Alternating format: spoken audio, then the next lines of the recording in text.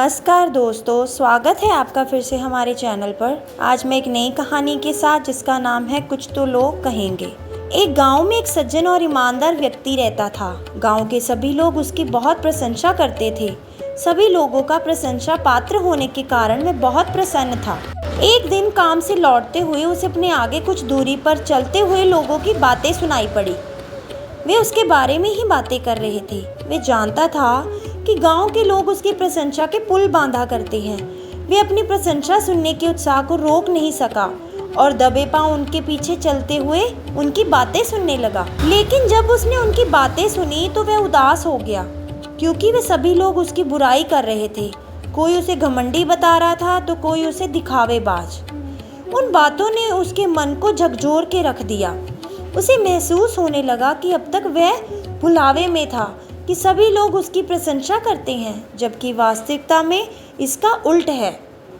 उस दिन के बाद से जब भी वह किसी को बातें करते हुए देखता तो वह यही सोचता कि अवश्य वह उसकी बुराई कर रहे हैं।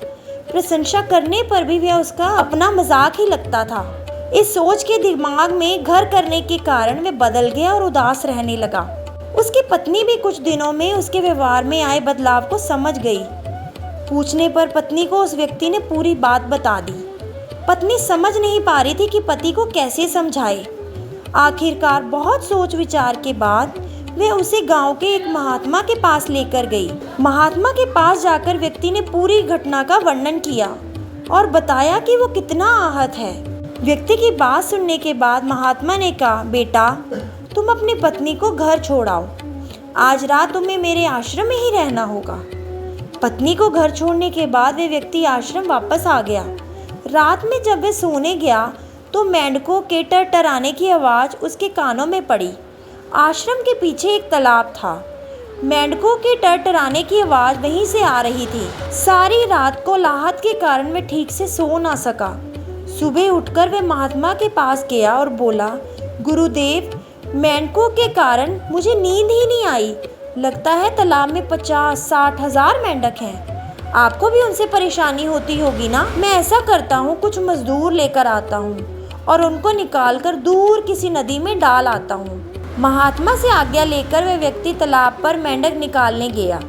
जब तालाब में जाल फेंका गया तो उसमें से मुट्ठी भर मेंढक ही निकले। ये देखकर व्यक्ति हैरान हो गया। उसने महात्मा से पूछा, गुरुदेव, रात में तो लग रहा था तालाब में हजारों मेंढक हैं, आज सब कहाँ चले गए? महात्मा बोले, बेटा, रात में यही मुट्ठी भर मेंढक थे, लेकिन उन्होंने इतना शोर मचाया था कि तुम्हें इनकी संख्या हजारों में लगी। ऐसा ही तुम्हारे जीवन में भी है। तुमने कुछ लोगों को अपनी बुराई करते हुए सुना और तुम्हें गलतफहमी हो गई कि पूरा गांव ही तुम्हारी बुराई करता है।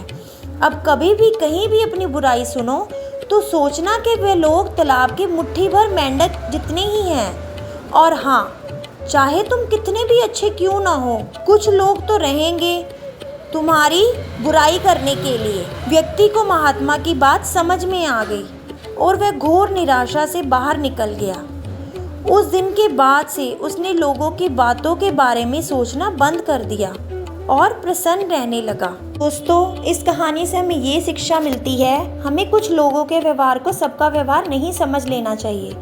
परिस्थितियाँ चाहे कैसी भी हों, उसमें लोगों का व्यवहार चाहे कैसा भी हो, हमें सदा सकारात्मक सोच रखनी चाहिए। सकारात्मक सोच से हर प्रकार की समस्या का हल निकल आता है। प्रारंभ में हमें लगता है कि समस्या बहुत बड़ी है, किंतु निराकरण होने के बाद वह समस्या छोटी लगने लगती है। इसलिए समस्या को अपनी सोच में बड़ा बनाने के स्थान पर उसे निराकरण के बारे में सोचना चाहिए। धन्यवाद। मैं आशा करती हूँ आपको ये कहानी भी बहुत अच्छी लगी होगी। ऐसी और कहानियाँ सुनने के लिए हमारे चैनल के साथ जुड़े रहें और इसे लाइक, शेयर, सब्सक्राइब करना ना भूलें। धन्यवाद।